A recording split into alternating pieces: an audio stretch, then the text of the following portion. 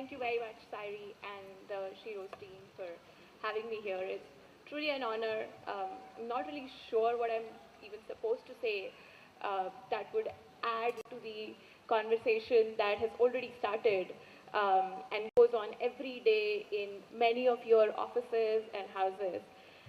But the one thing that really sort of stuck to me when I first heard about the topic of this conference and this evening was we need an expansive conversation around gender norms and around how we define roles. And for me, I thought, well, that is so true, and I wonder why we don't talk about it enough. Because there are, unless and until we build a shared understanding and empathy involving all stakeholders on the table about whatever an issue is or whatever one group's feelings and emotions are or issues are, we will never be able to build an experience and a life experience that is fulfilling and that unlocks human potential.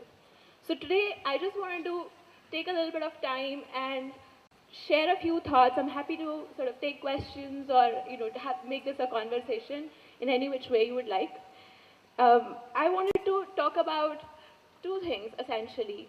One is why building empathy is important and why men suffer from the consequences of similar patriarchal norms that hold women back.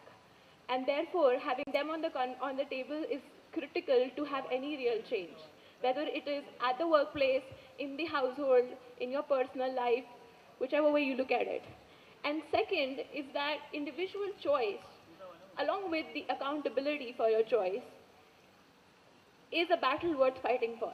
Having the agency to shape the course of your life, to set the path of your destiny, or to unlock a richer life for yourself is an option that is non-optional. It's a fundamental human right that everybody should have that.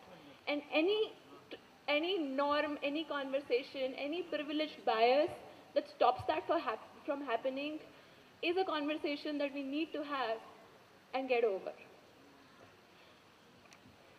A lot of traditional discourse around gender norms or quote unquote women's rights has always been led by women. And there's good reason for that. Because privilege in any form and shape is blind.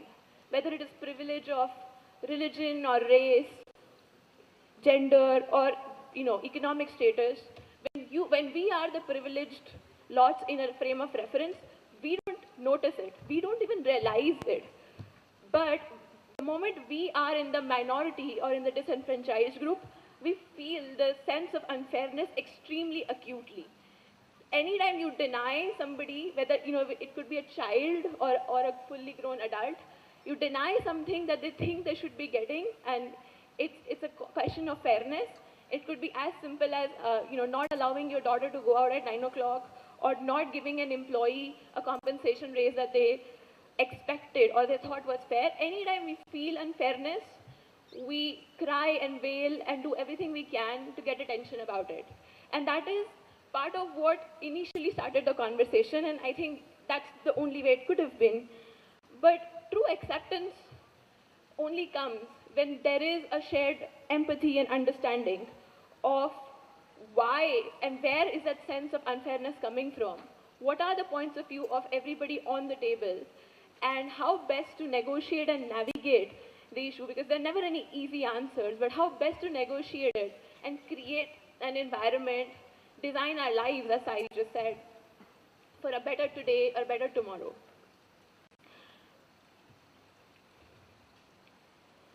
The one thing that we have to understand is every time we start having a gender conversation, it's very easy to make it very divisive.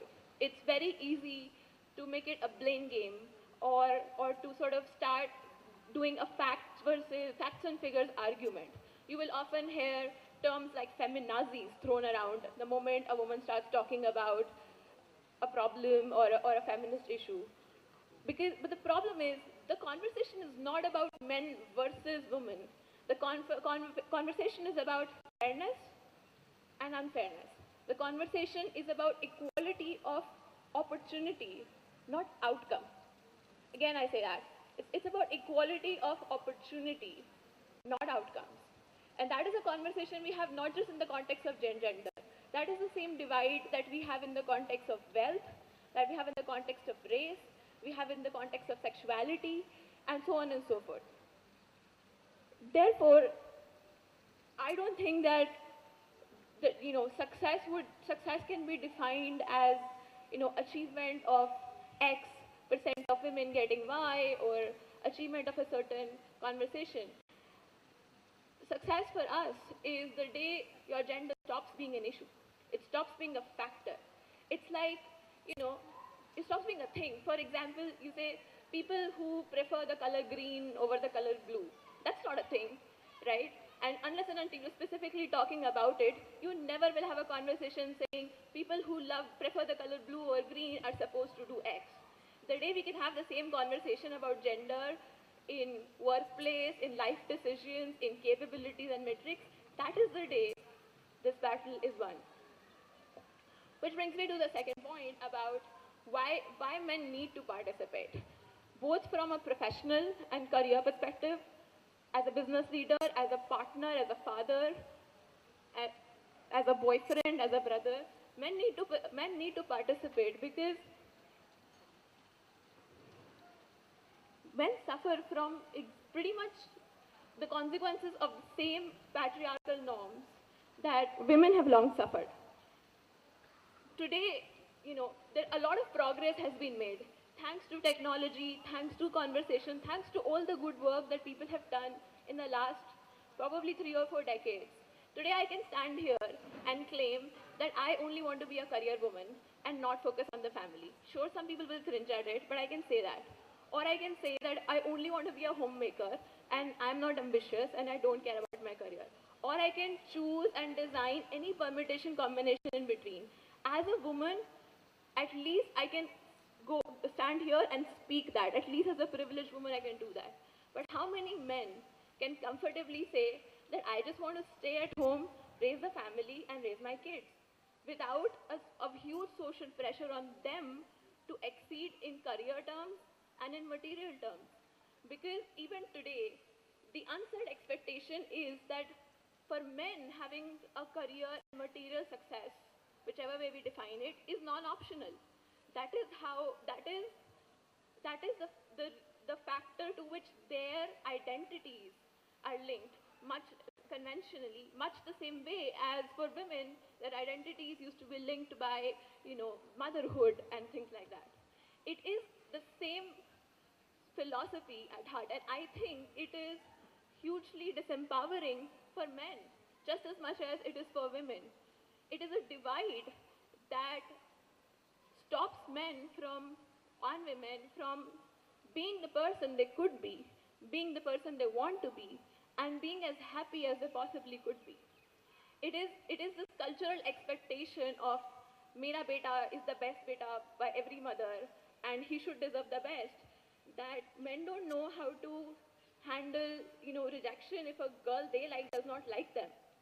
We have been raised on a staple Bollywood diet where Amitabh Bachchan stalking a heroine was, until she said yes and accepted his love, was the norm. That is the done thing.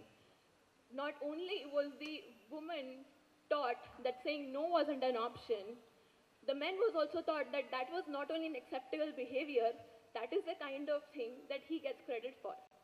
I think the phenomena that underlies those kind of social changes or social behaviors is the same, and that is a conversation we need to be having.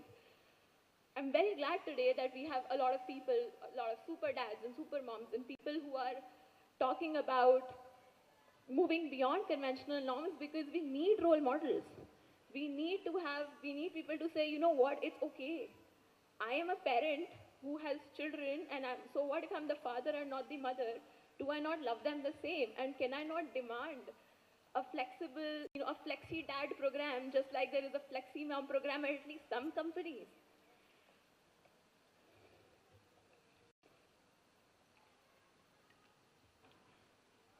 So, I must acknowledge that this is not a one-day job. This is not an easy journey, and it's not. There is no silver bullets that we can solve this.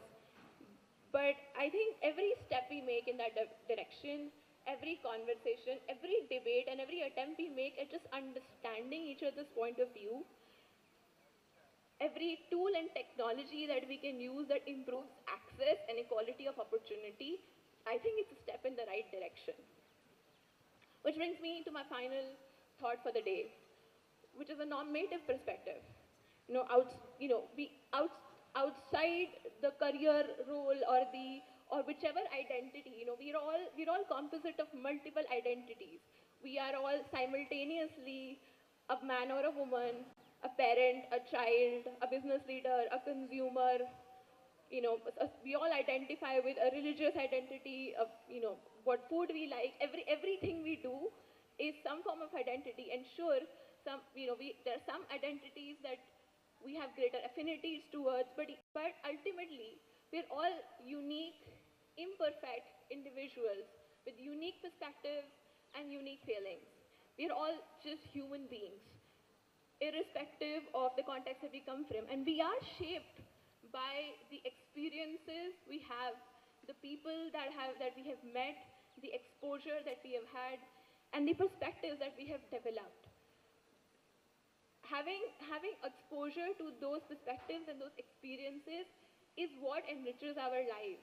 And if there is something that prevents one group from unfairly having access to those experiences, that is a battle worth fighting about. Whether or not it's a gender issue or a race issue or a social class issue, that is always a conversation that we need to have. And but we are not, this is not something that can be achieved in a vacuum, can be achieved in a conversation with 100 people on a Friday afternoon who are all relatively more privileged in life. This is an ongoing process. We are all social beings, as I think they teach in first standard social studies or whatever it's called now.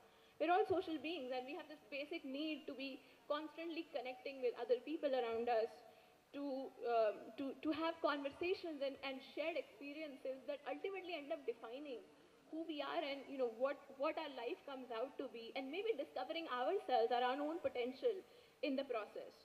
By codifying roles and expectations, whether it was conscious or unconscious, we have stunted the intellectual and emotional growth of people. Every day in my current role at Tinder, I talk to and come across a lot of mostly young men and women.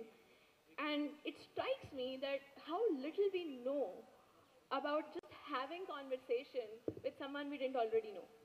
How little we know to have a conversation of any meaning with the opposite gender.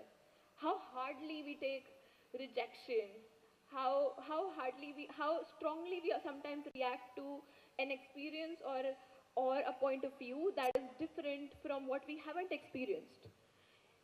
And at the same time, it also strikes me that everybody's need for authentic, genuine connections is very, very strong. It is a core human need to be able to develop and forge meaningful connections with people around us. That ultimately is what life experiences are about.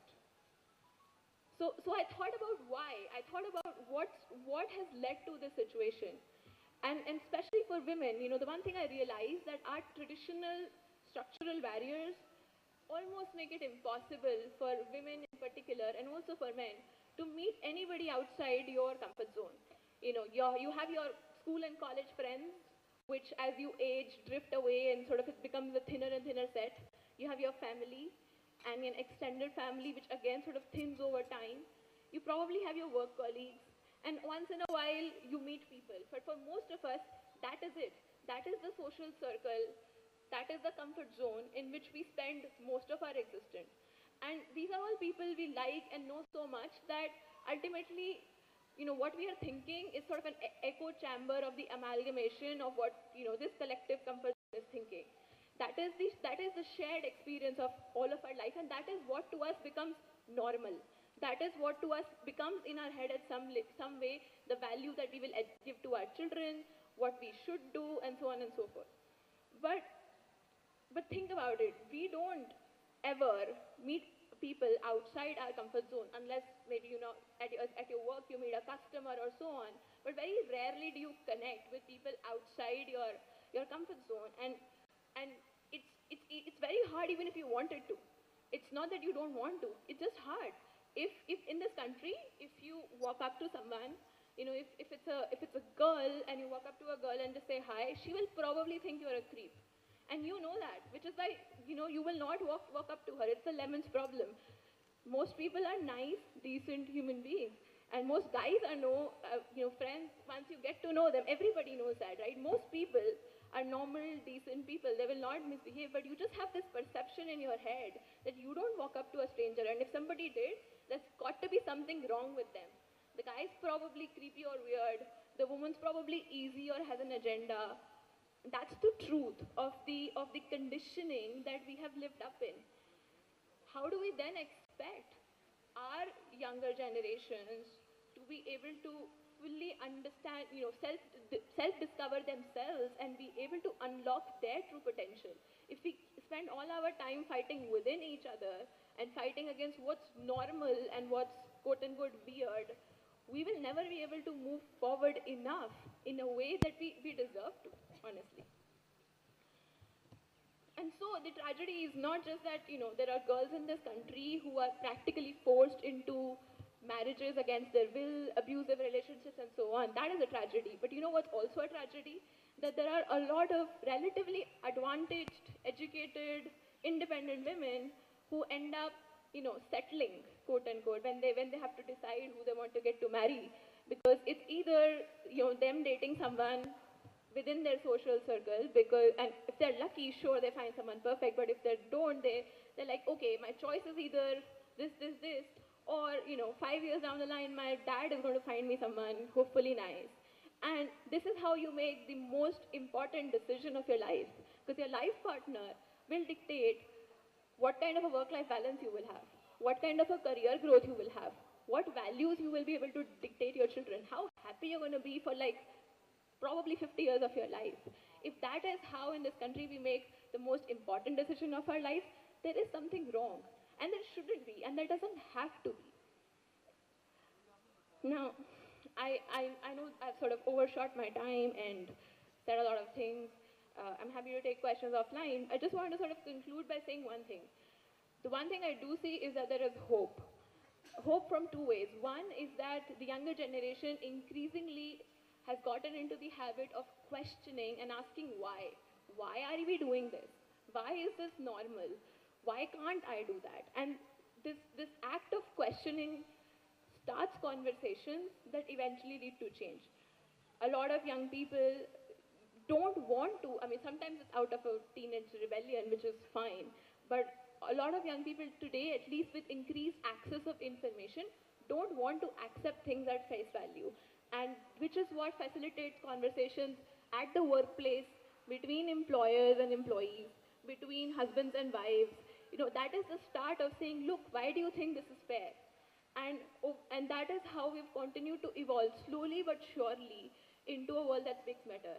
And I do think technology can help, because access to information and access to sort of a broader range of thoughts and exposure definitely helps. And that is why I think with a platform like She Rose, which increases access of information and mentorship and opportunities to women who may not be able to get them that easily, who wouldn't even know where to look, I think that is a commendable start.